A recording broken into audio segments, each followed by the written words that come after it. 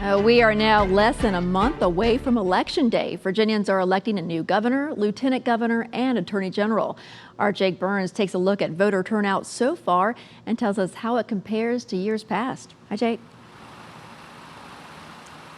Hey, Tracy, you don't actually need an excuse to vote early in Virginia anymore. And to this point in this election, about 180,000 people have already returned their ballots to their local registrar's office. That number is lower than last year during the presidential election. So we went to find out what's up.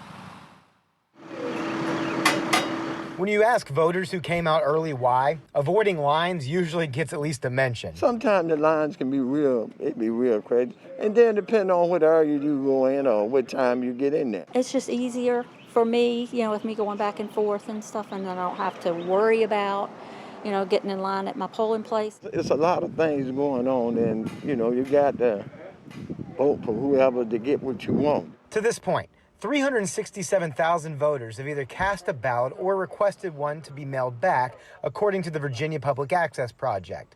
That number is lower than last year, which was a presidential election with historically much higher turnout. In the very early days of early voting, Republicans did better, but the Democrats seem to be catching up. While both major parties have their own analysis for what early voting numbers mean, CBS 6 political analyst Dr. Bob Holsworth says don't rush to any conclusions.